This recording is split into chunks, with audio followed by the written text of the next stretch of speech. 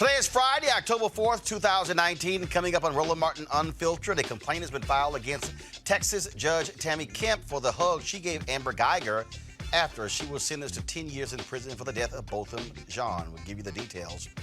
Remember juvenile Judge Traci Hunter, who fainted in court when she was sent to jail? Well, she is about to be released. Folks in Cincinnati are still angry about her particular case. Also, do educators need a special way to educate black boys? We'll talk about it with an educator at a school for boys. Also, got an update for you.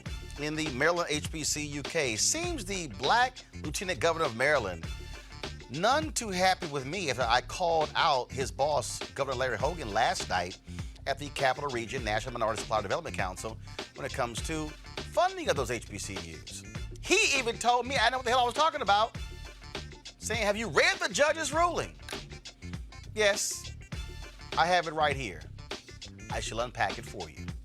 And also, we'll talk about more civil rights organizations signing on to Byron Allen's case against Comcast that will go before the Supreme Court in November.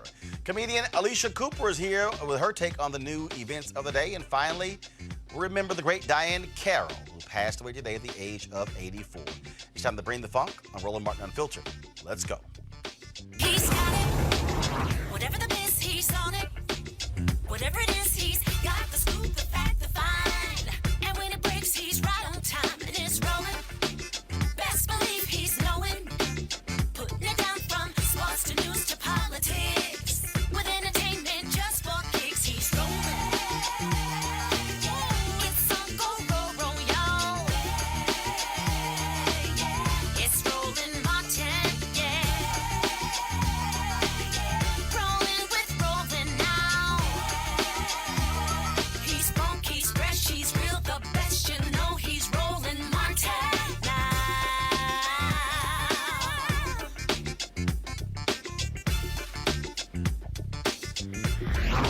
Martin. All right, folks, are still startled with the Dallas judge, Tammy Kemp, who came off the bench to hug Amber Guyger after she was sentenced to 10 years in prison for killing Botham Jean. The Freedom from Religion Foundation has now filed a complaint against Kemp with the Texas State Commission on Judicial Conduct, the agency that investigates allegations of judicial misconduct. The group said Kemp went too far. Kemp has also been criticized by activists who wonder whether a black defendant would get the same treatment. Now, two of the jurors in the case were interviewed by ABC's Good Morning America, and this is what they had to say about their decision to sentence Amber Guyger to 10 years in prison. There was a lot of crying. A lot of crying. When we were told to go decide between 5 and life, that was like, we didn't have words. Prosecutors were asking for 28 years. They were. You all landed at 10. After hearing about how his family talked about him, he seemed like just the light in their lives, and he was kind and just Forgiving. caring and forgiving. And I told everyone, I was like, I'm really having a hard time with this because we all agree that it was a mistake, and I don't think Bo would want to take harsh vengeance. I think he would want to forgive her. And I didn't feel like I had any right to speak for him, and he isn't there to talk for himself. But listening to how people talked about him, I felt like he would forgive her. They asked for 28 years, and I'm going to be honest and true. I was like, I can't give her 28 years. I know a lot of people are not happy about the 10 years, but I felt like, you know, for this case was not like any other case. You can't compare this case to any of those other officers killing unarmed black men. Those officers that killed unarmed black men, when they got out, they went back to living their lives. Amber Guyger, ever since she killed that man, she has not been the same. She showed remorse, and that she's gonna have to deal with that for the rest of her life. Can I give her a hug, please? Please? We found out this morning about what his brother did, and it kind of helped us feel like we ended up with the right decision. One thing that Botham can teach us all is that we should all love each other instead of hate each other. And I honestly think that if Botham would have just got shot and not killed, I think he would have forgiven Amber Guyger. But he didn't just get shot. he's dead. Like, never to come back again. And then talk about the remorse of Amber Guyger. Hell yeah. If your ass is facing up to 99 years in prison, you're going to try to show as much remorse as possible. It's still called consequences, folks. My panel, Chris Prudhomme, Republican strategist, Dr. Diahann Carroll, Howard University Department of Political Science. Folks, to hear the sister say, I couldn't give her 28 years. Yeah. A guy is dead because she wasn't paying attention and entered his apartment while he was eating ice cream. Yeah. She's a police officer. Yeah. And I think that part of it, too, is just in this whole conversation, Botham Jean and what happened is getting lost. It's now about Amber Guyger. It's all about her. And it's like this Not the dead man. Exactly. Her. It's about her. And I think the thing is, I mean, like you said, anybody would feel remorse when you're talking about I can go to prison anywhere from 5 to 99 years. But the fact of the matter is you had the weapon.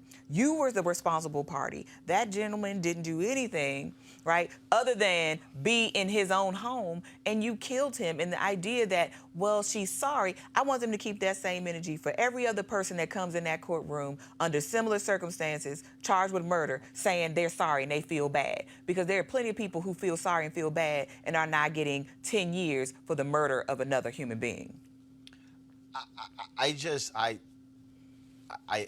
In this whole deal about, well, he just wants us to love everybody.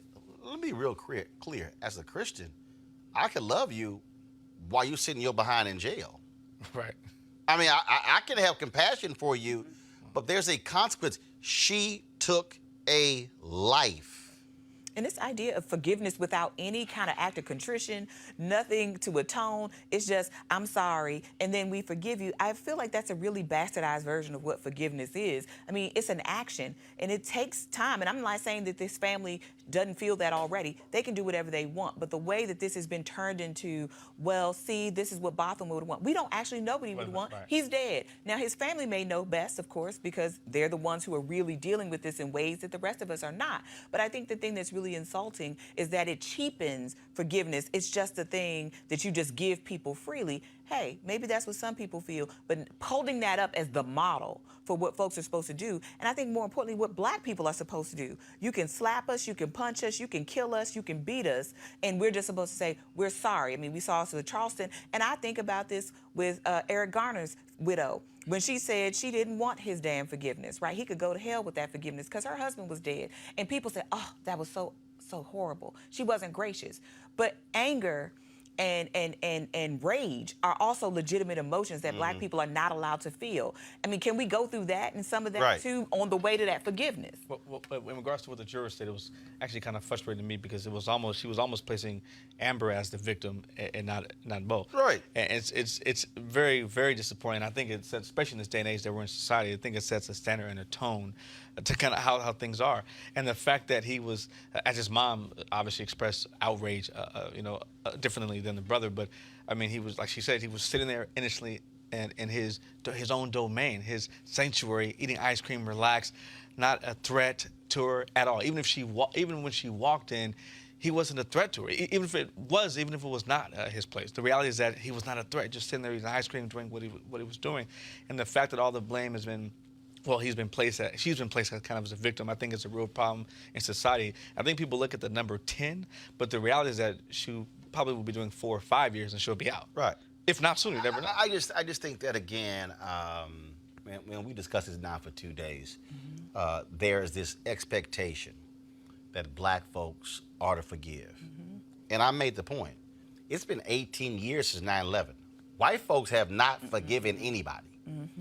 There is revenge. There is justice. There is, and that always exists. And the thing here is, right, the mother made it clear that we are taught to forgive as Christians, but there are consequences to your actions. And that's the key there. So the issue is not the brother hugging. The issue is not even really what the judge did. It is you get 10 years in prison, you're a police officer. I have an expectation that as a cop, you are to operate at a much higher level and a much higher care when it comes to handling of a gun. So I'm going to hold you to a higher standard. Absolutely. And I do think for Judge Kemp, it is an issue because I don't know of any case where a judge comes and hugs a defendant. I've never seen it. I think it ruins this idea of impartiality. Like, why is this woman worthy of a hug? You're directing her to a Bible verse. You're giving her your personal Bible. It's like, keep that same energy for every defendant that comes in that courtroom. For every person you see, Amber Guyger shouldn't be a one-off. If this is truly how you feel and this is how you live in your practice of your Christianity and your faith, do that for every person that comes through that door. I don't know that you extend that kind of grace to anybody. So I do actually think it's an issue for the judge, and more so for the judge than Botham Jean's family. They do what they want to do. They're private citizens, right? And they're processing a loss. You are a judge. And it should never be the case that it looks like any defendant is getting preferential treatment, much less a police officer, like you said, who have a responsibility for our health and safety every day, which is a responsibility that most people don't carry. And we also don't carry guns on a day-to-day basis either. And Roland, to your point earlier, what the young lady in the juror was saying is that he is not shot. He's dead. He's gone to never ever return. And I think the thing that really bothers me, I think is a huge concern, should be for all of us, is that I think it somewhat, in a sense, indirectly, subliminally kind of sets a standard and kind of a template for other law enforcement. Like, oh, shoot, I'm so sorry, it was an accident type thing. And it's like, oh, well, so now that's the bar now. To say, oh, okay, well, we know it's an accident, but... Oh, my bad. Right. But like you said, it has to be a higher standard. You're beyond trained than someone who's licensed to carry a weapon. You're a law enforcement officer. Absolutely. They didn't have this for that officer in Minnesota when he killed that white woman. Yeah. Oh, and first of all, I see nobody to come off the stand with their Bible saying, let's hold him and pray for him and find Jesus. I'm just saying. All right, y'all going to go to a break right now. We come back. We're going to talk about the Maryland HBCU case, which is, of course, coming up against a deadline where the governor needs to actually make a much better deal. We'll also talk about how to educate our black boys. And so all that coming up next, Roland Martin Unfiltered. You want to check out Roland Martin Unfiltered? YouTube.com/Roland S. Martin. And subscribe to our YouTube channel. There's only one daily digital show out here that keeps it black and keep it real. It's Roland Martin Unfiltered. See that name right there?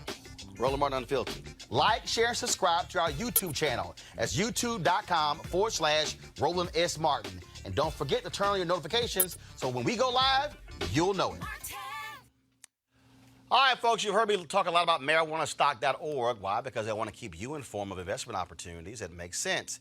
We've all watched the growth of the cannabis industry. A recent report by New Frontier Data estimates the global cannabis market at over $340 billion. Now, we know that marijuana legalization is sweeping the country state by state. We also know that marijuana has a good cousin, the hemp plant, with a much higher concentration of CBD. That means hemp gives you all the medical benefits of marijuana without getting you high. Until recently, hemp farming was practically legal in the U.S. and heavily regulated by the DEA. However, the 2018 Farm Bill changed all of that, making it legal to grow hemp CBD in the U.S., thus creating one of the largest commodities worldwide. Very simple, folks. They need land to grow all of the plants, and that's where the folks at 420 Real Estate come in. Their business model is simple. They buy land that supports hemp CBD grow operations and lease it to licensed, high-paying tenants. That's right, they are hemp CBD landlords, and you can get in on the action. Now, what 420 Real Estate has done is grant a special to the folks who watch Roland Martin Unfiltered. Originally, the minimum investment level for this crowdfunding campaign was $500, but they've lowered it to $200. That's right, $200 up to $10,000. Now, again, let me recap. This is a $340 billion industry that is still growing. You can participate with as little as $200. All you got to do to invest is go to marijuanastock.org. It's marijuanastock.org. You want to get in the game and get in the game now. And many of you know that I am a huge supporter of charter schools, school choice, parental choice, whatever you want to call it. And why is that the case? Because I do not believe there's only one way to educate a child. Of course, I created the initiative School Choice is the Black Choice because I'm just not interested in waiting for somebody else to figure out how they should educate black folks. I believe that we should take control of our own destiny, and that is running charter schools, being in control of the curriculum, being in control of the finances, which means controlling the education of our children. Next week, I'm going to be in Denver for a town hall taking place at the Potter's House, Denver, and that's going to be taking place on Friday evening. We'll be live streaming that event as well, and it's taking this conversation there. And I'm saying that again because what I'm sick and tired of hearing is back and forth, this whole drama of the teachers union versus privatization, white folks trying to take money. The reality is this: black children, Hispanic children now make up a majority of those who are in public schools, which means that while white folks are taking their kids and going to private school and they put them in parochial school and going elsewhere, these public schools is where we are. And so what are we supposed to do? We also know when it comes to the school system how they treat black boys and how oftentimes they get lost in the system, especially those who have specific needs. So what is the key to educating black boys? You keep hearing people say, oh man, it's just so hard. My next guest actually says, we also know how to do it. It's called putting in the work. Sean Hartnett, founder and executive director of Statesman College Preparatory Academy for Boys here in Washington, D.C. How you doing, Doc? Doing fine, thank you. So here's what I find to be interesting is that when we had our conversation during Congressional Black Caucus, and it was very interesting to me to hear the pushback of folks when you were talking about the school and when you were saying, wait a minute, hold up. I have taken the exact same young boys that the traditional system had, where they couldn't learn. They come to your school and they can learn. Yet folks say, you shouldn't do what you do. It is mind-boggling because folks don't want the idea of you controlling the school because it's not according to the system that they're used to. There's not much I can say about what you just said. I think it's very difficult to be in a space where you are trying to do really, really, really good work for a group of kids who need it more than anybody else, and you get any pushback at all. And so when you are sitting in a space where people are coming at you from every direction, and you can't figure out why we wouldn't want the group of gentlemen who we all say needs a lot of help to get that help, I don't understand it. And what was interesting to me when we had this conversation, when you said, y'all kids, y'all blowing my phone up, trying to come to my school, which says that clearly they're not getting something here. What is it? I mean, what is the difference between what you were able to do and what's happening in traditional schools to be able to get these young black boys to excel? You know, I learned a couple of things doing this work that I've just been profoundly impacted by, and that was because we did something unique in opening the school. We went and talked to black boys. Black and brown boys, 450 of them across the nation at a bunch of different schools all over, age, grade 3 and up. Talking to a second grader, it's hard to get them to get past the excitement of lunch, in PE. But when you start talking to kids who are a little bit older in age, it's just amazing that they will tell you what they are experiencing. They will tell you why things are going well, and they will tell you why things are not. And after 450 conversations asking these young men the exact same questions, I learned a few things. One, I don't think anybody will find a surprise. Relationships matter. How these young men, we pushed them hard to describe what is it that makes you feel like you're in a relationship with a teacher, and they gave us more information than perhaps we were ready for. But they want to be in classrooms where their teachers are in control of the classroom. They want to be in classrooms where their teachers know exactly who they are, love them for exactly who they are. And what I kept finding was that these young men were saying, if you love me, then I will do your math. Right? I've never met an 11th grader, 12th grader, 4th grader who loves math the way an adult would love math, right? But they love their teacher. And if I love you, then I will do your stuff. So they kept saying that there's this trading system that boys just kind of live with. If you like me, I'll do your stuff. Whatever it is you got to. And, I mean, the amazing thing of watching a boy who's had an A in science, an A in science, an A in science, an F in science, an A in science, an A in science. And yes, well, what happened for the F? Well, that teacher didn't like me. So you decided to get an F in a subject that you've done well in all these years. Absolutely. If a young boy, all of us know this to be true. If a boy loves his teacher, he'll go through the wall for her. Go through the wall. And if they don't like that teacher, or if they think the teacher doesn't like them, they will do nothing for that teacher. And so relationships stand out front more than anything else, how we build, maintain, and leverage those relationships for boys, black and brown boys from inner city environments, may be slightly nuanced than what you might do in other places, but the relationship is first. Second to that, you really do have to get into some excitement for them. They want to have experiences that are outside of what they normally experience. They want to be challenged. These young men want to be challenged. They love it when I walk into class and say, I got an absolutely nasty question, right? It's going to make your brain burst, right? And they're like, yes, give it to me. And they struggle with it, but they want that to happen in a place where they feel safe, and where they feel loved, and where they feel known. How many students do you have? We had 65 or 60 last year. We have 130 this year, so we more than doubled. And the makeup of your teachers? My teachers, 75% of them are African American males. We increased the number of females this year, so we do have several female teachers in the building, largely all black. When you made that point, this is what Senator Kamala Harris said at the debate at Texas Southern University about the importance of black teachers. Guys, go ahead and play that. My first grade teacher, Mrs. Frances Wilson, God rest her soul, attended my law school graduation. I think most of us would say that we are not where we are without the teachers who believed in us. I have offered in this campaign a proposal to deal with this, which will be the first in the nation federal investment in closing the teacher pay gap, which is $13,500 a year. Because right now in our public schools, our teachers, 94% of them are coming out of their own pocket to help pay for school supplies. And that is wrong. I also want to talk about where we are here at TSU and what it means in terms of HBCUs. I have, as part of my proposal, that we will put $2 trillion into investing in our HBCUs for teachers because one, as a proud graduate of a historically black college and university, I will say that it is our HBCUs that disproportionately produce teachers and those who serve in these many professions. But also, Thank you, Senator. But this is a critical point. If a black child has a black teacher before the end of third grade, they are 13% more likely to go to college. If that child has had 2 black teachers before the end of third grade, they are 32% more likely to go to college.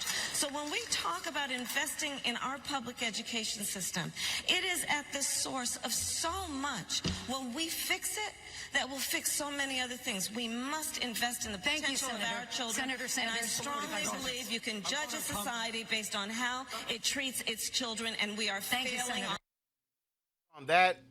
What you're talking about, that's what she's talking about. The impact of that specific teacher, and they're seeing black men teach, which is, and I think if any of us think back to when we were in school, especially being a brother, you respond differently to a black male teacher than you do anybody else. Absolutely. And I think that I still struggle today with how people struggle with that as a reality, that these young men in particular are growing up in environments where they are in need of that male role model and that male figure, and we are giving them that. But not only that, we are working with these men who come into the building to do this work with these young men to make sure that they are right, that they are investing in themselves and taking care of themselves. Our teachers literally, Fridays and Thursday and Friday, half the day, we have therapists in the building for the adults, not for the children, to make sure that we are right when we are doing this work in front of them. Because if you are like me and you come from a background like mine, then there is a chance you can bring some of that into the classroom. And when the kids bring what they're bringing into, if nobody's dealing with all of that as a reality, and we're gonna all clash that into math, that's gonna be a difficult subject. Yeah, I mean, I was resonating with this because I did have black teachers. I had black women teachers, and I still remember them. Miss Chase was my 4th grade teacher, and that is so important. But how do you, manage or balance the sort of academic with the emotional? Because I mean, it's an emotional time for young people. And then with some, like you said, some of the background issues, how do you manage that? And also, how do you make sure that the teachers and the faculty and other staff don't get burned out? Because I can imagine some of these are hard issues that come into that building sometime that you guys have to confront as really first responders for these kids. You are right on my street. There is definitely a reality to the fact that when you make the decision that you are going to serve black and brown boys who come from urban environments, you are with that deciding that you're going to take on some more maybe an additional level of trauma. A third of the students in our students are students with an IEP. They're students with a disability. That is significantly higher than most schools across the city, across the state, across the nation. These young men are coming in at more than 50% at risk. We knew that when we decided we would serve this population, that we would be taking on more than other schools decide to take on. And so we have decided to do some things differently than they do in other schools. We say all the time, we're not the other school. And so we spend quite a bit of time doing adaptive work with the teachers who are in front of our kids. You gotta spend time. It is a focus beyond any focus we've seen in any other school, where we are really using therapeutic practice as a part of PD all the time, and having people come in to provide, professional development and therapeutic support to teachers, not the kids. We're literally because a happy teacher makes a happy classroom. And so if we can support these adults who are oftentimes bringing in a lot more from their own lives because they're coming from backgrounds where they're carrying a lot themselves, if we don't help folks get in the room and say all of what you're carrying with all of what they're carrying inside this classroom, that could go bad or that could go good. We are an extremely resilient people, and we want to take that resilience and direct it towards outcomes for these young people. And so we've been very deliberate about that, saying we know what we're gonna put you in front of, and so we wanna support you as much as possible. Our folks overwhelmingly say this is the best place they've ever worked. And it's also some of the hardest work they've ever done. Those two things don't usually sit in the same job. Well, I think it's important. Something that you said kind of stuck with me is that I think having a therapist is really important, because you can't take the issues at home and bring them to the school. And I think more importantly is that, especially me growing up and obviously being younger, and I think it is so important because there's a lot of issues that we face at, being African American and young at home, right? Are just in life, being young, whether it be bullied or being, the things of life as you have as a young kid.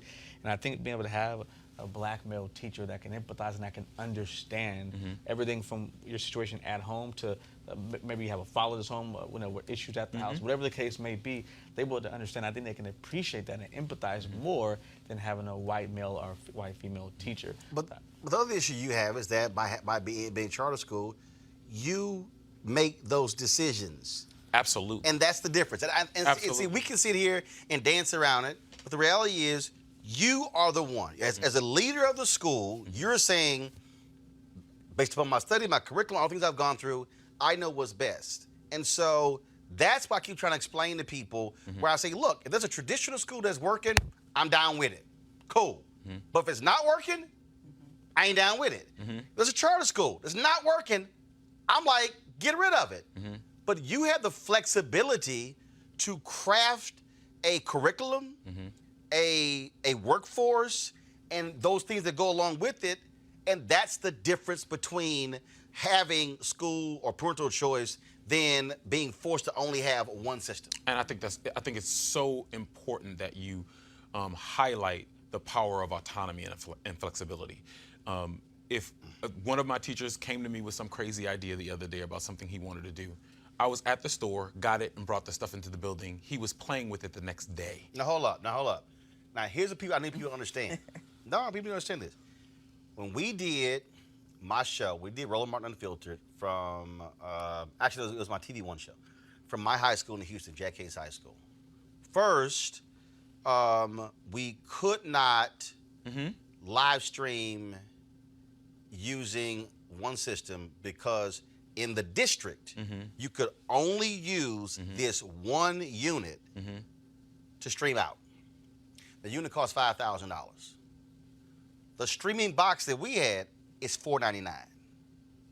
So they had to go through all kind of stuff to go around the firewalls and everything.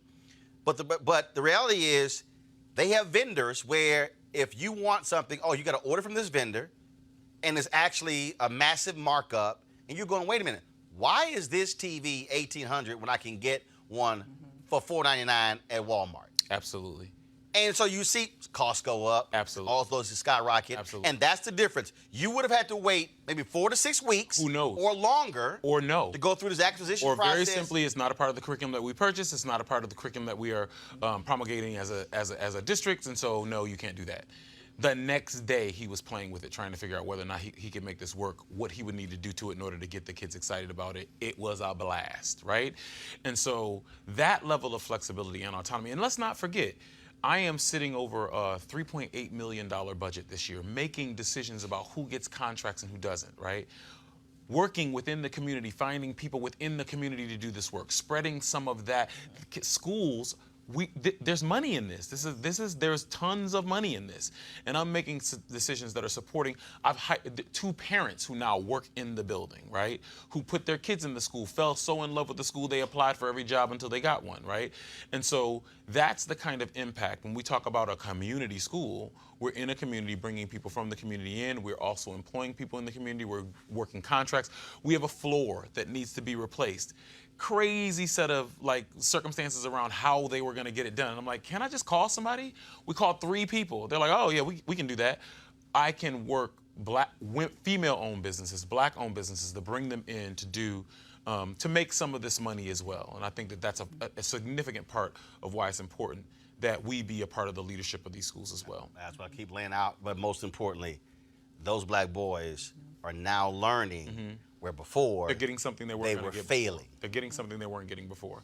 And I'll tell you the story, and to keep it short, parent called me and said, I want to do something for you, go out in the community and do something for you. And I'm like, well, it's not that. No, I want you to understand. She took her son to a movie, the Fast and Furious new movie that came out. And she said, I'm sitting there with my son, enjoying the time with him, watching this movie we shouldn't be watching. These cars are on the edge. They're speeding by, going on the edge. And she said, I had this sudden moment where I realized that me and my son were there last year. We were going over the edge.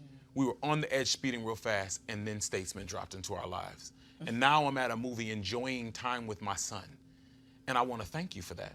This is different. And this is not, it's important to say, this was not one of my parents who has a lot of need. This is a parent who was doing okay.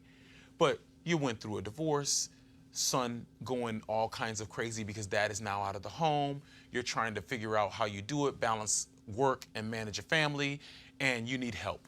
And we landed there. We created a relationship where the son isn't getting as much trouble. She's not getting calls every day. He's not getting suspended. Son's doing work. He comes home every day and talks about school. She's like, this kid has never talked about school. What are you all doing? Well, I don't care. Keep doing it. We don't want anything to get in the way of a school that's doing that for a family. And that's one story. You aggregate that to all of the kids who are in our 70% of our families will tell you a story like that tomorrow. And that's why I say, so if you're traditional over here and you're not cutting the job, doing the job, and you over here are, I don't want you having 100. I want to see 400, 500. Because if that... I disagree with you. Well, keep it small. I want to manage it. No. Forget that. I want to see 1,000 and 2,000 because we have to be able to also create scale and then begin to replicate that because you got to save as many as possible. And I think people don't understand that those formative years, those first K through 5 are the formative years, and studies don't lie. If they don't get it in those years, you're playing catch up for the rest of your life. And that's frankly a death sentence for many of our kids. So keep it up. We certainly appreciate it, man. Thanks a lot. Thank you. All right, folks, got to go to a break. We come back, we're going to talk about Maryland HBCUs. The Republican Lieutenant Governor wasn't too happy with me because I called out his boss last night at the Capital Region National Minority Supply Development Council. He told me I didn't know what the hell I was talking about. You sure? Next, Roland Martin Unfiltered. You want to support Roland Martin Unfiltered? Be sure to join our Bring the Funk fan club. Every dollar that you give to us supports our daily digital show. There's only one daily digital show out here that keeps it black and keep it real as Roland Martin Unfiltered. Support the Roland Martin Unfiltered daily digital show by going to RolandMartinUnfiltered.com. Our goal is to get 20,000 of our fans contributing $50 each for the whole year. You can make this possible. RolandMartinUnfiltered.com.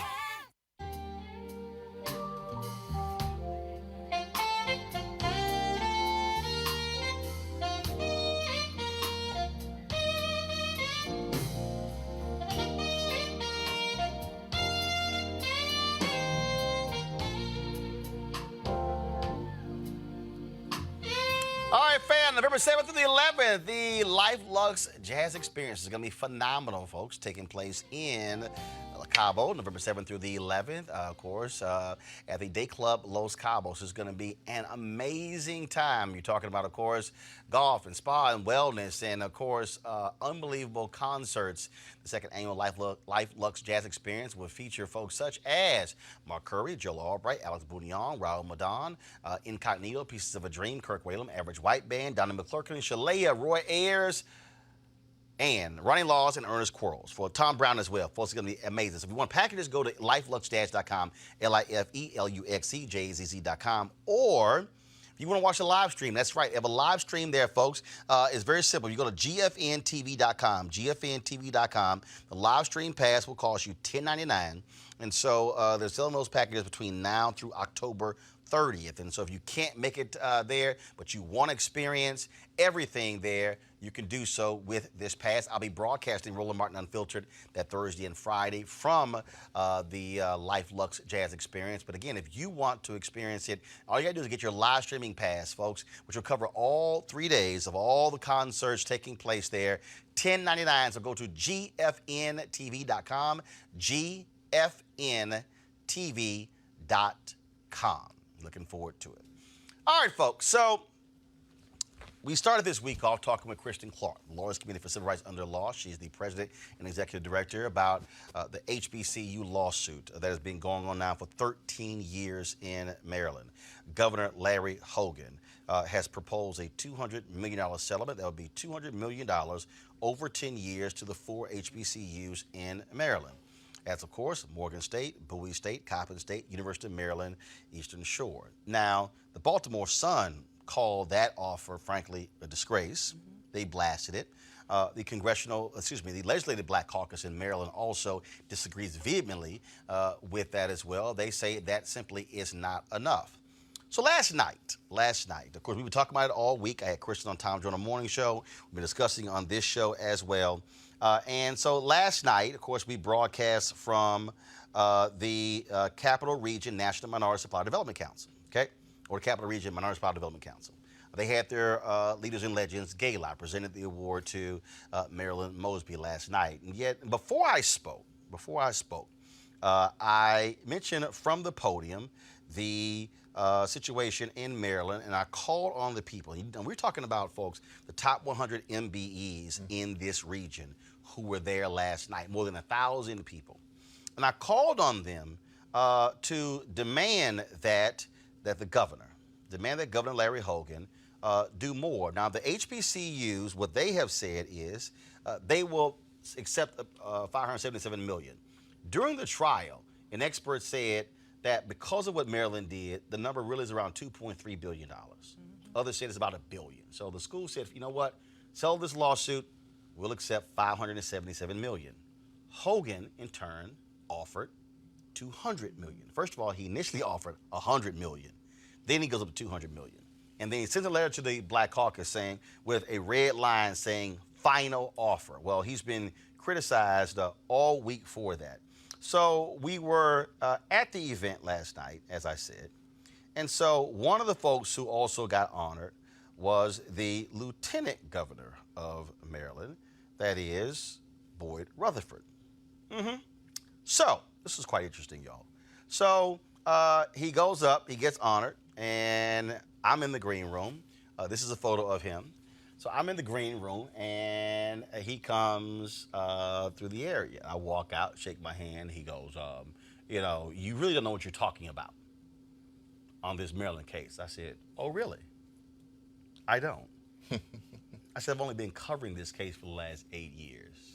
Yeah, you know what you're talking about. You know what you're talking about. Have you read the judge's ruling? I said, you do know that I've had the lead lawyers on the show numerous times explaining the case. Also on this show, I had the Republican Attorney General candidate who was running, who talked about the case. After he came on, the current Democrat Attorney General in Maryland came on the show, and we talked about the case. But you know what you're talking about. I said, oh, really? I said, well, you're more than welcome to come on my... No, I'm coming on your show. I said, you're more than welcome to come on Tom Joyner on my show to discuss this. No. We can sit down and talk about it. I'm not coming on your show. So then his security guard steps in And I was kind of like, bro, I was like, I need you to back up. I said, the guy's giving me his card. So his aide gave me his card. And I said, oh, we can talk about it. But he kept saying, read the judge's ruling. You're wrong. Read the judge's ruling. I thought that was pretty funny. And it was a 60-page ruling. Read it. I was like, no problem. Here we go to my iPad. So this, y'all, is actually it's a 70-page ruling. This is the 70-page ruling.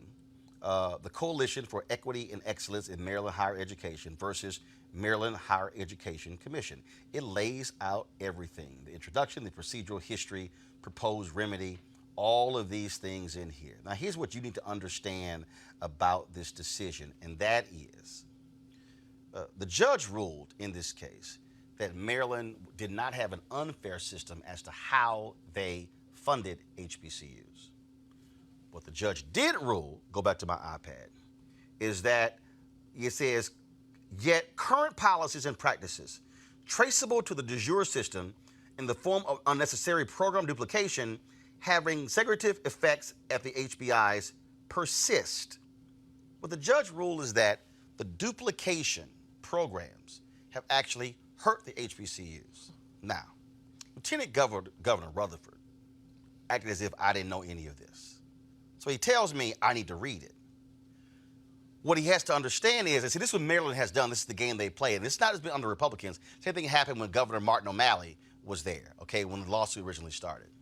Maryland wants to hang his hat on the judge ruled that we did not improperly fund HBCUs. Do y'all know what the original intent of the lawsuit? It was duplication of programs. So the original intent of the HBCU lawsuit in Maryland is exactly what the judge affirmed in her decision. They don't want you to know that. And so when the lieutenant governor tells me I need to read the judge's ruling, I read it. Here go my iPad. I read it. In the several years since this court found that the plaintiffs, including the Coalition for Equity and Excellence in Maryland Higher Education, had proved the existence of unnecessary program duplication having segregative effects at the HBCIs, mediation proved unsuccessful and a lengthy remedies hearing followed. Unfortunately, see, the governor act like I couldn't read. Unfortunately, the state did not engage in a serious effort to propose a remedy prior to the hearing and did not permit the coalition's experts to consult meaningfully with relevant state actors, including the presidents and faculties of the HBIs and of the state's traditionally white institution, TWIs. As more fully explained below, the court is forced to conclude that neither side's proposed remedies are, for different reasons, sufficiently practicable, educationally sound, and likely to achieve the greatest possible reduction in segregative effects to justify ordering their imposition. Instead, the court will order appointment of a special master, and it goes on and on and on. So when Lieutenant Governor gets indignant to say, I need to read the judge's ruling, here it is. This is the judge's ruling. This is it right here. Now, I'm trying to figure out what the hell he was hanging his hat on, because the judge clearly stated that by Maryland allowing duplication, that meant that the HBCUs had programs that were creative, that were attracting white students and other students. Mm-hmm. Then, when the traditionally white schools in Maryland saw that, created the exact same programs, and anybody knows successful students and numbers follow and money follows. So what happened? When Morgan State created a computer program, Towson State saw it. Y'all, it's in the ruling. You had about 120 or some odd students who were at Morgan, about 20 at Towson. They created the program, it flipped. Mm-hmm. Towson had more than 120, and it dropped down less than 30 at Morgan. Because guess what? Students are going to go where the resources are. Yep. Students are going to go where the resources are because that's where faculty is. That's where better facilities are.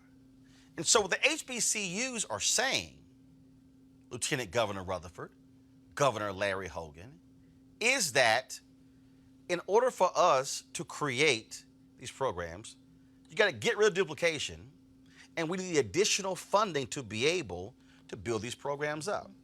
Hogan wants to give $200 million over 10 years for HBCUs, which means that's an average of $5 million per HBCU per year. Now, Hogan also wants to hang his hat on by saying, in the last 5 years, our budget has provided $1.15 billion to HBCUs, the most ever. That's your damn job.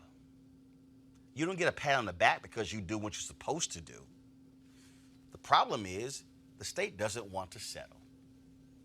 So, Lieutenant Governor Rutherford, what exactly is your point? Telling me to read this judge's ruling. So when the show's over, I'm going to send an email to his aide, the brother who handed me the card, and I'm going to say, decision read. Now, when do you want to talk? Because it hasn't changed anything. Look at my panel. I want to bring in Eugene Craig here. Eugene, what is laughable here is that, again, Maryland wants to say the judge made it clear that there was no unfair funding practices. Yeah. Now, boo, I need you to focus on what the judge did say. Okay, so that issue has been that there's no unfair how HBCUs are funded in Maryland compared to TWIs. But Maryland won't deal with the duplication of programs and the remedy. Yeah. And that's the problem. It is a problem. All 4 HBCUs are hurt. You use the example of the computer science program at Morgan and Towson. I mean, Coppin and Bowie both have nursing programs, and you've seen nursing programs pop up at Towson and other PWIs. Engineering program between Morgan and Maryland. And so it's an issue. I think, Lieutenant Governor Rutherford should come on the show and should address this to a black audience. That's my stance to say as a former vice chair of the Maryland Republican Party that was elected after Larry and Boyd were elected. I think, both Larry and Boyd served in the Ehrlich administration. They should probably take a page out of former Lieutenant Governor Steele's book. When Michael Steele was Lieutenant Governor, he made it an issue. He made it a priority to make sure that the HBCUs in Maryland got the resources they need, and that was including specialized program funding. A lot of the buildings you see at Bowie right now, I went to Bowie State. The CLT building and the business building were both funded under the Ehrlich administration. And so, Boyd, needs to somewhat get off his high horse. He needs to come talk to his black audience, talk to Joyner, and talk to any other black audience that wants answers on this. And then, and this is my position, if the state doesn't want to settle, okay, then I think the special master to come in and mandate the state fully fund this at the $1.2, $1.3 billion is actually going to take to really close that gap. It was laughable, Dr. Carter, to watch Lieutenant Governor's reaction last night, telling me I know what I was talking about. And I'm sitting here going, dude, you lost. But we can you lost. And we can also count. And I think that $200 million figure is such an insult. I mean, you can't do anything on anybody's university campus with $5 million. I mean, where is that? Can I give you a little alley-oop here? Just to put things in proper perspective, right? In my last year at Bowie State University, the state funded Bowie State at roughly about $35–40 million. That was about a third of the budget for Bowie or whatever. You add $5 million to that, that's a drop in the bucket. That's not even a building. Yeah. That's not even a rehab on a dorm. And I think what's more problematic about this, it's not just Maryland. It's North Carolina. It's Alabama. It's Mississippi. It's Texas. It's all these state where they are happy to have HBCUs do more with less, and we make things, and everybody else gets to take things and get the credit. And what the other underlying part of this is, these PWIs, what people are going is to the prestige as well, right? Yep. So it's not just that people are going over to Towson because Towson has the facilities and the faculty. Towson is also believed to have the prestige and all these things that a Morgan State and a Bowie State don't have, and they don't have it because the state has systematically underfunded these schools for decades. But again, the key here is that the judge ruled that it wasn't underfunded, but the duplication of programs serves the exact same purpose. And what is amazing to me is to watch this governor. And let me be real clear and see all the people out there saying, yeah, but it was a Democrat before Hogan. Right. Yeah, and we covered the story then too. Right. The reality, though, it doesn't matter if it's Democrat. I'm calling out the Maryland legislature. Yeah. Because here's the deal. Here's what's going to happen here. If they don't come to a settlement this week or next week, this goes back to the Court of Appeals, and they actually will render a decision. They've been trying to mediate this whole thing. The reason that's important is because you mentioned North Carolina. North Carolina is covered under this Court of Appeals. So, whatever decision is rendered by this Court of Appeals has the effect and the impact on these other states. North Carolina has 10 HBCUs, the most in the country.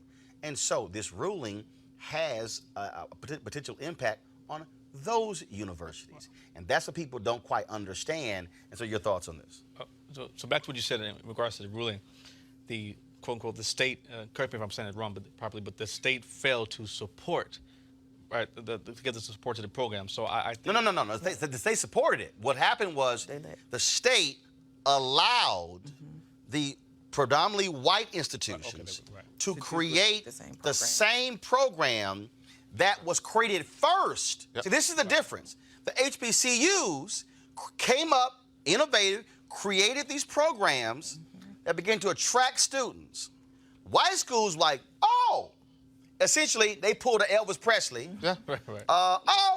We gonna steal what y'all did. Absolutely. And created the same thing at their schools. And so the white students were like, well, if I got a decision between going to Morgan State and University of Maryland, I'm going to University of Maryland.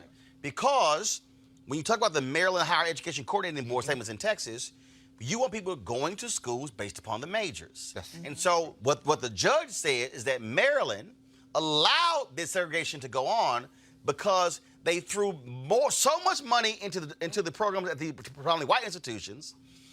Same program at the black school, but not the same amount of money. But what she's saying is the duplication of programs is what created the segregation. And that's what the schools are saying you got to ante up the money for because you allowed those schools to grow and prosper with duplicate programs. No, I agree. And to your point, $5 million is a joke. I think they definitely, it's not, a party aside, I think it's definitely important that we are obviously disproportionate and have obviously less resources. I think it's important to get that money and so we can have the resources to do what we have to do. I think $10 million, I think $25 million, $50 million is a joke. But it's not fair to allow other schools outside of HBCUs to have the resources to be able to prosper and succeed. Meanwhile, our schools are basically left to the wayside and say, oh, well, we don't have to tell you this worked successfully over here. So essentially what you're doing is saying, well, we'll just take it from there to there. That's not right. You can't take away you can't take away their platform. Folks, the folks at colorchange.org, go to my iPad, please. You'll see this is the petition that they have put together. Tell Governor Hogan to pay HBCUs what they are owed. You can sign this petition, folks. That will also be forwarded to them.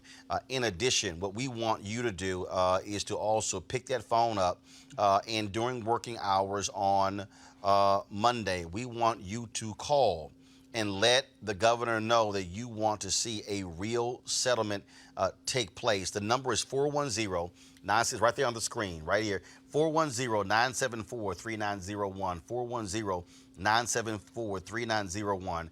I also, let me do this here. I also, last night, again, I was talking with Darryl Barnes, who heads up the Maryland Legislative Black Caucus, and he had this message that he wanted to share with folks. And this is important because, again, I keep telling folks they need our support.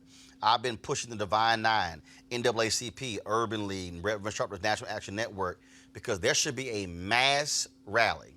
There should be mass mobilization putting external public pressure on Maryland and this governor to do what's right. And so last night, at last night's award ceremony, this is the head of the Black Caucus in Maryland, Delegate Barnes. This is what he had to say. All right, folks, I'm here at the Capital Region National Minority Spot Development Council, but here with Darryl Barnes, of course, heads up the Maryland Black Caucus. I was telling you about the group by text. What do you need from them? I need support. I need. This is an opportunity to rally the troops, to bring everyone together as we fight this injustice right here in the state of Maryland, where the governor has offered us $200 million to settle a decade-old lawsuit. It's been over 13 years. The state has said that this lawsuit should be settled around $1 billion. The plaintiffs have come back and said, we'll settle for $577 million. The governor sent me a letter and redlined it and said, take this $200 million or leave it. That's unacceptable. And I believe that we can do more. I believe that we need more help. The legislators are doing what we can on the inside, but I need your help on the outside so we make a statement to let the governor know that we're not taking it. All right, folks, we're going to make it happen. Again, this is where public protest has to happen. Absolutely, absolutely. And I think the thing is, it shouldn't be the case that we are always begging for the scraps and we're always waiting till it gets to this point. Like I said, this is a decade-long case at this point. We know people who graduated from these schools, but they can't be the only people advocating for these schools. Right. We all have an interest because really HBCUs are the economic engines in these states and in the places where they're located. They're producing doctors, lawyers, judges. They produce more of those folks in STEM than any of their PWI competitors. So HBCUs actually have a real value here, and we have to make other people see that value. All right, folks, going to go to a break. When we come back, we're going to talk about Diahann Carroll, legendary actress, passing away today at the age of 84. This is Roland Martin Unfiltered. You want to support Roland Martin Unfiltered? Be sure to join our Bring the Funk fan club. Every dollar that you give to us supports our daily digital show. There's only one daily digital show out here that keeps it black and keep it real as Roland Martin Unfiltered. Support the Roland Martin Unfiltered daily digital show by going to RolandMartinUnfiltered.com. Our goal is to get 20,000 of our fans contributing $50 each for the whole year. You can make this possible. RolandMartinUnfiltered.com. All right, folks, today we, of course, got some bad news. Diahann Carroll, one of our most iconic actresses, passed away today in Los Angeles at the age of 84. Her daughter said she had been suffering from breast cancer for the last several years. Her starring role in the television program Julia was the first time that little black girls and black boys could see, frankly, somebody African-American in a non-servant role on television.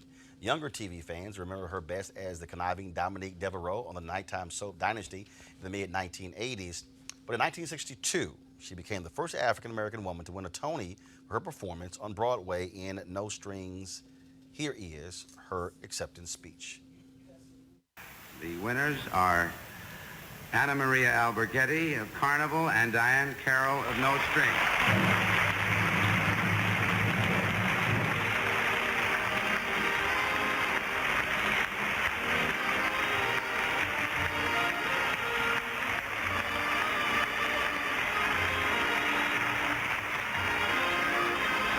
Diahann Carroll leaving her table where she was seated next to Mr. Kiley and Richard Rogers, going up to the stage.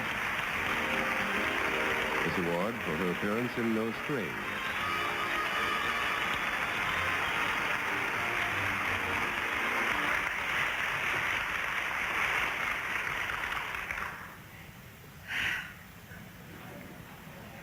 I wanted this.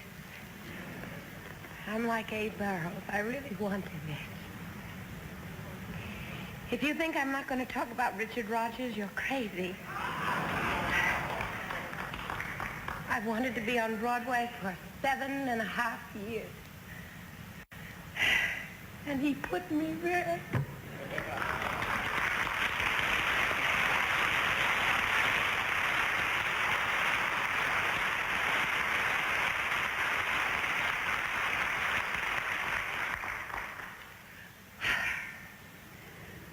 I would like to go on and do other things, but I will never forget. Because this man knocked on my door.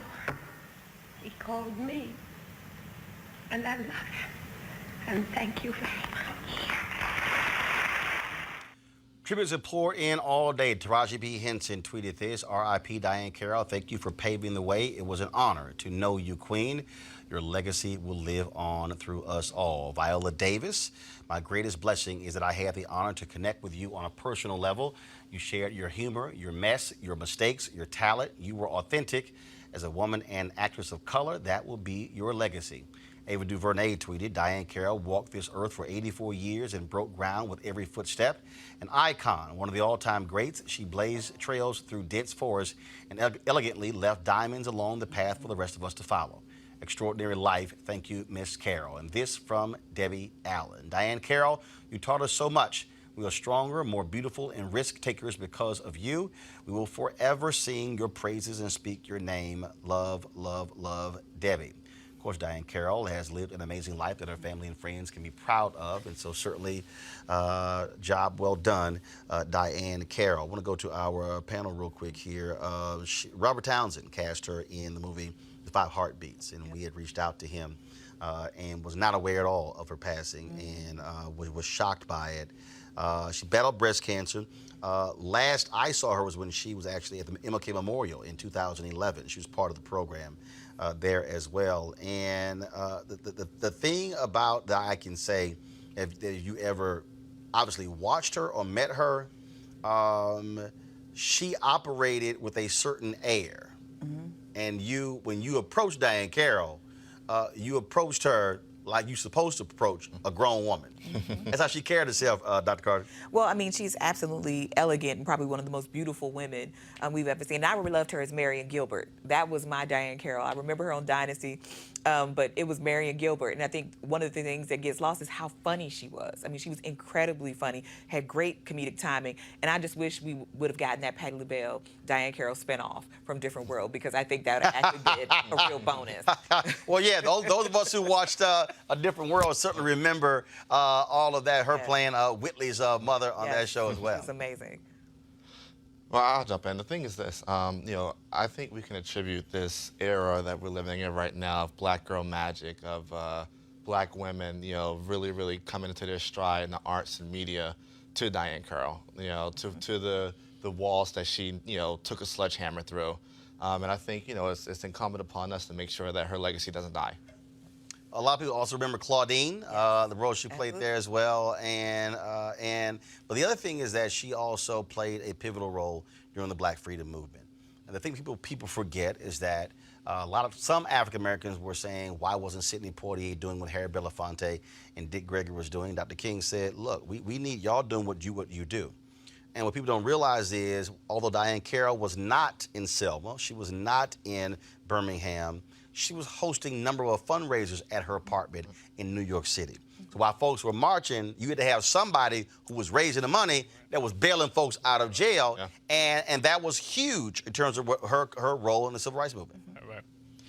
No, I think she obviously left a great legacy, and I think importantly that we don't talk about on an often daily basis, it's important to have black women role models that are at a prestigious level. Just look at her acceptance speech, her poise that she had. I think she was absolutely incredible. And I think, nothing against our rappers and things like that today, but we just need more women black women who set a high standard and a high bar as you should be as a black woman.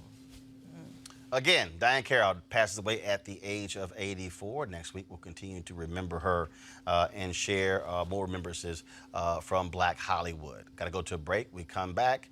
Might as well end this week with a little funny stuff with my next guest. She got something to say about life, and we'll break it down with her next. Roland Martin Unfiltered.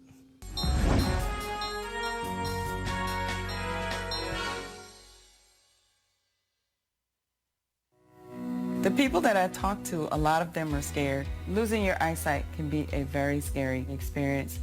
My job is to help them start the process of getting the resources they need to live a full and healthy life. I am Cynthia King, and I am a Senior Therapist Program Assistant for the New Jersey Commission for the Blind and Visually Impaired. I've been doing this specific job for 18 years, but I've been in public service for 28 years. When a consumer calls in, I am the first person that they speak with, and I provide them with the information that is needed. I ask the individual, can you kind of tell me, because of your vision loss, what problems are you experiencing? And then a lot of times that'll usually open it up to say, well, you know what? I used to really enjoy reading and I'm not able to read my books anymore. Or I used to love to cook and I can't see the buttons on my stove. Then we can come out and do a home assessment to determine if there are any technical aids or any techniques that we can assist them with so that they can be able to maintain some of their independence. Cynthia is a very caring, loving person. You can hear her on the phone talking to the clients, and you can hear the passion in her voice. She gives her all to you. When I first started, we didn't have the health care that we have now. We didn't have the salary and the income that we have now. When we went through a rough time during the reduction in force, AFSCME ensured that fairness and seniority secured my job. Our clients are going through a traumatic change when you lose your vision, losing your independence. But Cindy always seems to find a way to make them comfortable. Her friendly tone, her demeanor opens the door up for them to say, well, yeah, send a rehab teacher out here. I want to meet with a mobility instructor. It's because of the way she handles their initial conversation. I've done this job for so long because I love what I do and I love helping others.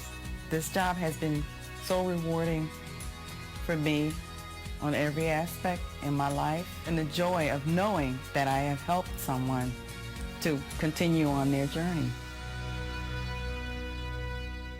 All right, folks, we certainly want to thank AFSCME for being one of our partners here at Roland Martin Unfiltered, and so their support has been a huge to make this show possible. It's been a crazy week in politics, and comedians have been having a ball all week. Alycia Cooper, she joins us right now. She's from Maryland. Her dream was to do stand-up comedy. Well, her dream has certainly come true, and she's back to visit her hometown. Welcome back. Hey, thanks for having me back, Roland. Well, you know, I don't know. You sure you got your papers? You know, Trump might call ICE. Hey, you know. Hey, I got it in my he ain't down with brown people. No, I keep mine on me. It's crazy. I mean, it's been a crazy week, hasn't it? I mean, I've never seen nothing like we got judges hugging convicted murderers. I'm like, come on. Everybody gets this whole thing of forgiveness mixed up. Nobody's saying not forgive. You know, you're not a Christian if you don't forgive. We saying, how you forgive 5 minutes later? Like, forgiveness to me is earned. Right. You know the process Mike Vick had to go through to get white forgiveness? You know, it was a loss of a career, jail time. He had to go into all these programs and PETA and all this stuff, and then had to go and wash dogs. And I mean, this man had to do everything to get his life back, and he earned forgiveness. So how come we don't ever have any stipulations on earning our forgiveness? Oh, no, that's not how it goes. No, that's not how it goes. That's not how it goes. Like, let me process this whole thing first. Like, I'm just supposed to forgive you immediately? When does that happen? Well, speaking of the process, we started the week off with Donald Trump finding out about this call to Ukraine. Right. And then he called it fake news. Then he came out and said, yeah, I called him. Yeah. You know if you're going to lie on the beginning, you don't come out and admit it. And then comes out and says, Chad, I want y'all to get involved, too. But when that man stood in front of that podium on the campaign trail and said, Russia, if you're listening, he should have been cuffed right then and there. If there's no consequences for this man, he's not going to stop. I watched the Roy Cohn documentary, and we realized that that's who he patterned his whole life at. They do everything in full view and right out front, so you can't say that it's collusion or conspiracies. They try to do it that way, but he's bad at it. You know, he's bad at it. Like you said, you're going to lie on Monday and then say something else Tuesday. But Giuliani's the same way. He lying in the same soundbite. That has probably been, I saw one tweet where somebody said, oh, my goodness, we're losing all that respect we had for Rudy Giuliani as America's mayor. And somebody said, when? Who? They're like, who you talking about? Who are you talking about? That man is plumb crazy. And Donald Trump, you know he crazy. He couldn't even win his own home state. So when your own home state won't vote for you, that's because they know you full of crap. Hillary won Illinois. You know, so I'm like, listen to the people that know this man the best. They know that he's a crook and a criminal, and who voted for him. You can't never get nobody to admit they voted for him, but somebody voted for him, right? What's wrong? You uncomfortable? Well, Alycia, look at it. What's wrong? You sweating? Yeah, you need to be sweating. They ain't gonna let you back in the White House. You okay? You be sweating down there. I think I'm right. I heard you grown down here. You all right? He over there. We need a defibrillator for him. Clear? They've always been nice. He's a nice guy, man. I think that, who is? Who's a nice guy? I think the message. So I've always said this, and I really mean it. I've always said this. People, I'm gonna choose my words carefully. You never know this would go. Back to the White House. Damn the street. They watching. Two blocks left. Yeah, I'm about to get audited right now for my jokes. There are those around him who remind him that sometimes the things that he says on Twitter potentially can rub folks the wrong way, and to focus more on the policy and the good things that he has done and is doing. First Step Back, HBCU, funny things like that. Does it need a hearing aid? Because he damn sure ain't listening. So I try to focus on the positives, that he is doing, and the good work that he's working on right now. I mean, he has great people like Jerron Smith there, who does a phenomenal job, HBCU graduate as well. Phenomenal guy who really is passionate about it. But we definitely are living in a challenging time. I mean, I think it's just very divisive, both parties. You got people like AOC and Maxine Waters who... Bro, really? I think really. Aunt Really? Maxine. Really? Hold on. You actually brought out the both parties bullshit. Really? Well, for Maxine to say that, I mean, it's one thing for them to say impeachment, but for her to say that he should be jailed in solitary confinement, that's a bit much. He is a thug in chief. Well, I mean, Representative Waters has been around for, 30-plus years in the House. She's been longer than that if you look at California politics. She is not the issue. She's had her own corruption scandal as well. So I mean, but she's not calling Ukraine and telling them to look into this man's life. Well, and also, she's not going on record and saying, hey, murder teenagers who were now exonerated for crimes. She's also not owning buildings and keeping people in slums, right? Like, she's not discriminating against people and the properties that she owns. Right. She's not doing any of the things that Donald Trump has done over his history. And she's not the president. See, if this was in court, sustained. Alycia to be sustained. Sometimes you just can't defend people, even if you like them as people, even if he's your party. You're just not defensible. It's not even worth it. Well, but I generally. You're right. You can't defend everything, but I generally. It's not. Correct, but I generally, based off of my relation and what I do know, I mean, overall, I mean, I say what I mean. Somebody loved Hitler too, but that don't make him a good person. Wasn't me, He's right? not forgivable. I would venture to say we probably know the same thing, and the thing is that there's very little you could defend Donald Trump at this point. Oh, well, I mean very, very minutely. You mean on that issue or? I mean, hell on any issue. I mean, life.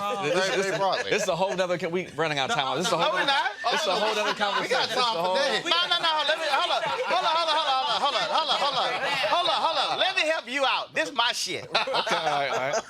We don't run out of time. I own all this. Right. So, Shell, we can go to 9 o'clock. Right. So, we don't know we out of time. We've done that before. We've done that before. Don't be trying to look to the clock when the seat getting hot. Right, and we all know the only person he ever hired that was qualified to do their job was Stormy Daniels. So we don't know nothing else about no Donald Trump and his administration. It is horrible, and people need to get up and vote this time. People want to say, oh, your vote doesn't count. It does count if you use it.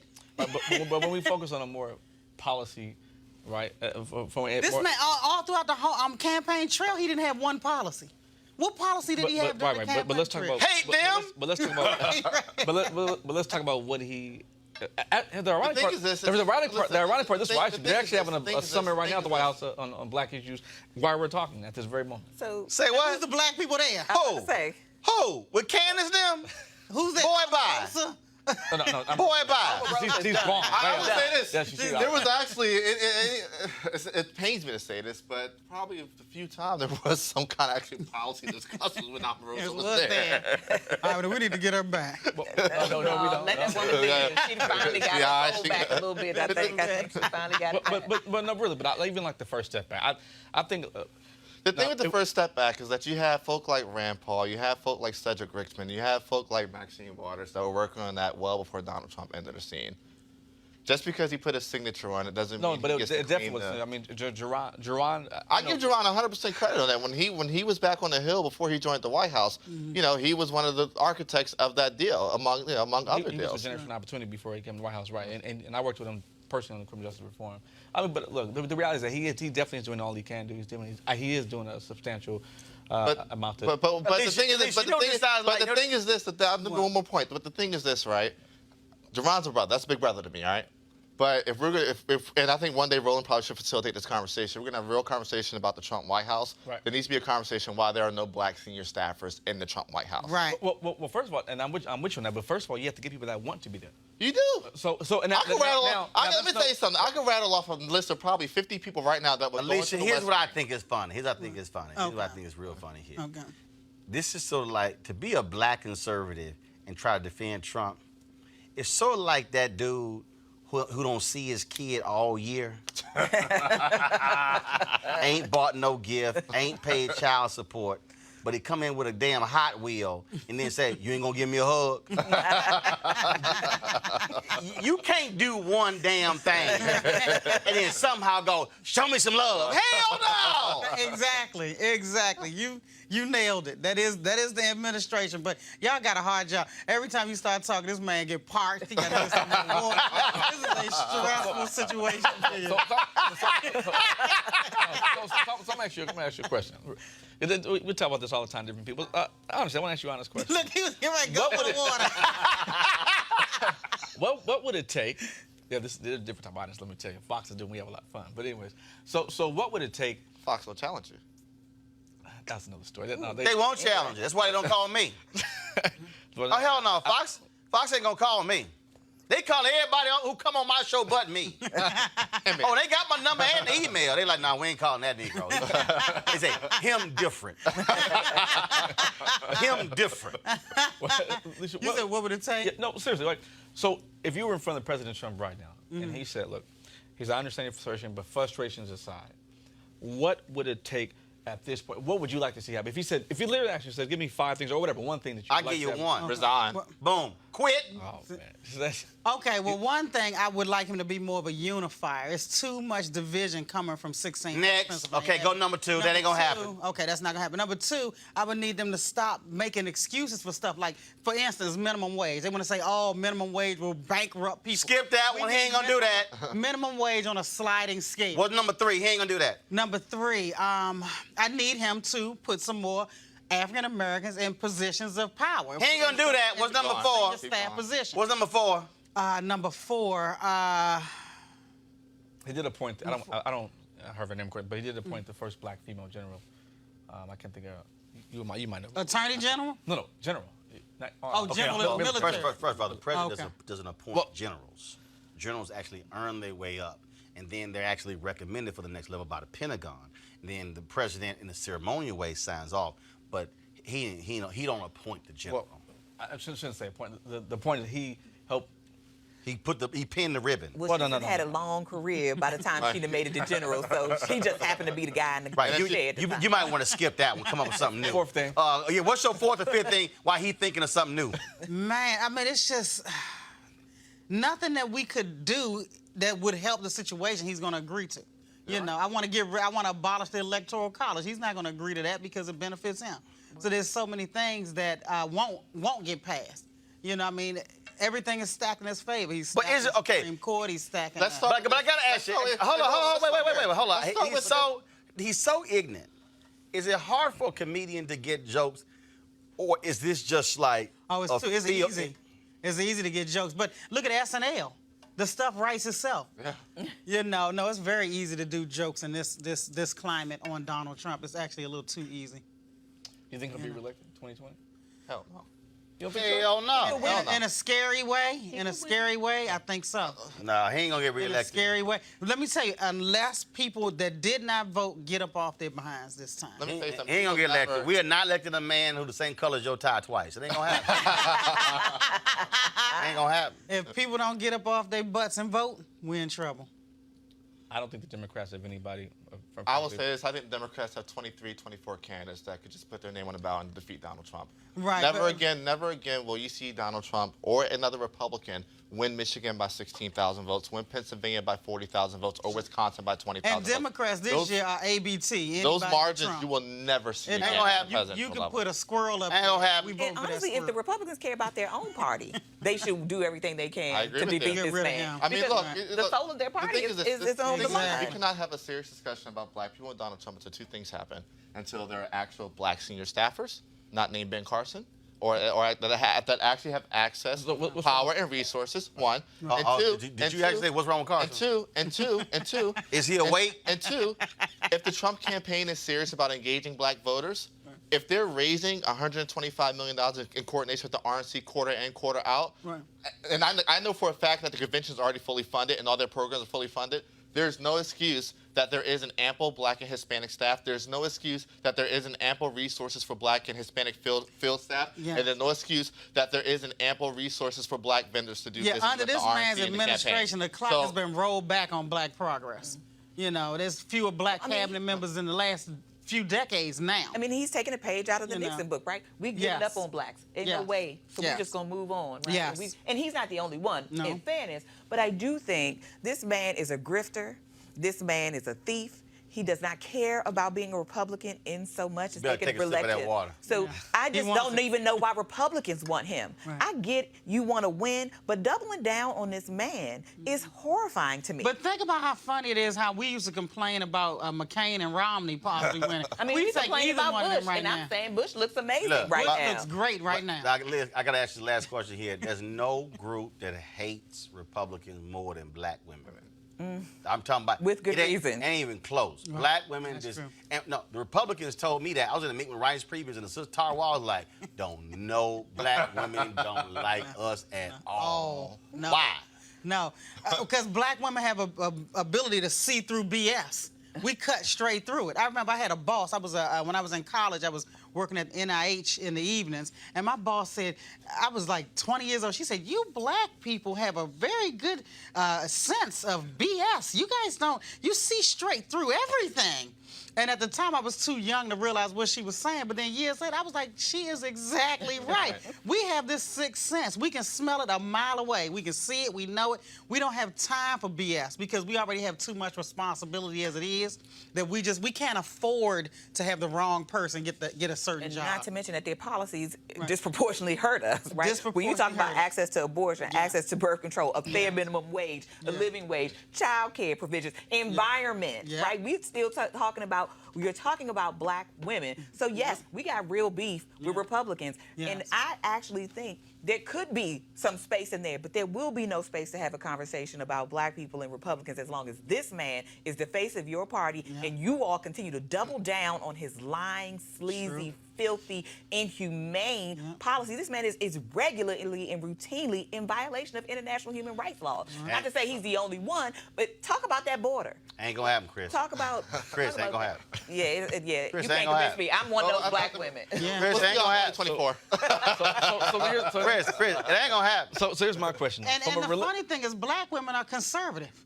But we're not gonna go over that way. So that lets you know we don't like something is racists, wrong. right? We should be with conservatives if the conservatives were not racist and horrible.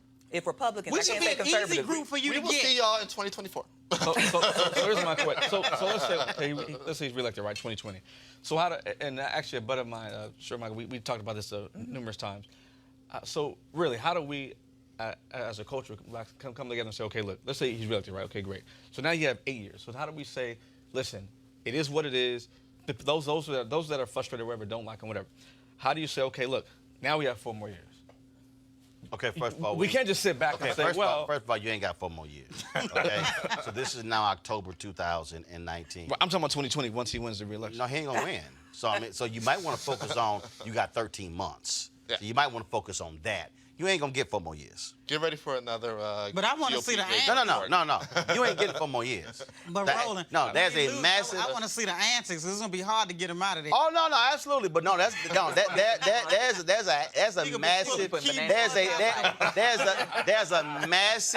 a massive Goodyear blimp-sized can of whoop ass that's about to be open. And that's why all your Republicans are retiring in the House. Yeah, that's why they freaking out in the 6 members Senate. in Texas alone. Say, bro. 6 members in Texas Say, dog. They alone. like, yo, we out. And in 2018, look, those midterms are in education. look. I'm telling you, Alycia, Republicans right now going like, is that Debo coming? They like, is that Debo coming? Get in the house. Debo coming. Get in the house. He better whoop all of our asses out here. Can't even sit on the porch. Nope. That's what y'all buy. I'm just trying to let you know. So I'm just saying, I mean, all them white folks in Ohio ain't gonna say you this time. Nope. Ain't gonna work. Alycia, how can folks reach you? Where you performing next? I'm gonna be at Comp Sports Cafe in Bowie tomorrow night at 7 p.m. So you can get where? online. Cough Sports Cafe. What you doing? Watching the game or something? No, I'm doing stand-up. God! I thought you wanted us to meet you there, watch the game, and have some hot wings or something. No, we're doing stand-up. This is the first time they're bringing comedy there, and it's gonna be myself, Adela Banks, Frankie French, and Freddie Burnell, and a surprise special guest. So we're gonna have a good time tomorrow night. All right. Well, good luck with the Benjamin Tasker Middle School, so some of them coming out. All right. Well, how can folks reach you on social media? You can Alycia Cooper 2 at Instagram.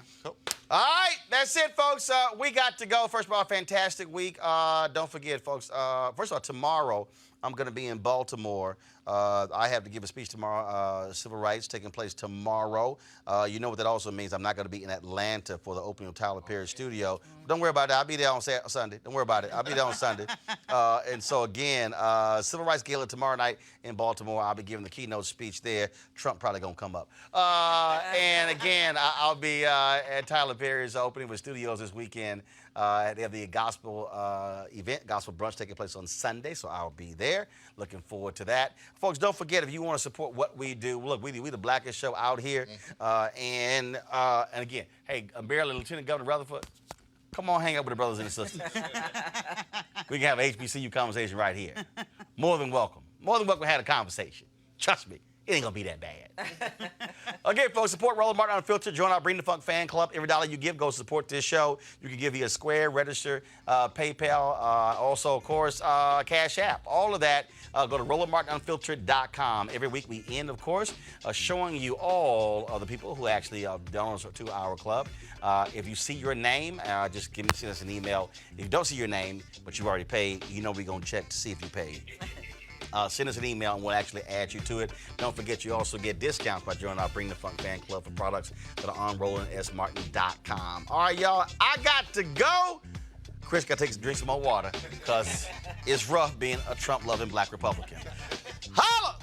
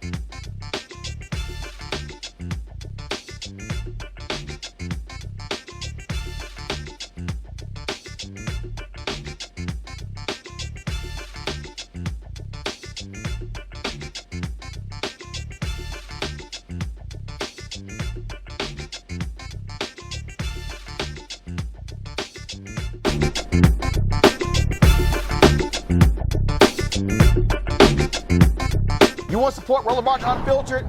Be sure to join our Bring the Funk fan club. Every dollar that you give to us supports our daily digital show. There's only one daily digital show out here that keeps it black and keep it real as Roland Martin Unfiltered. Support the Roland Martin Unfiltered daily digital show by going to RolandMartinUnfiltered.com. Our goal is to get 20,000 of our fans contributing $50 each for the whole year. You can make this possible. RolandMartinUnfiltered.com.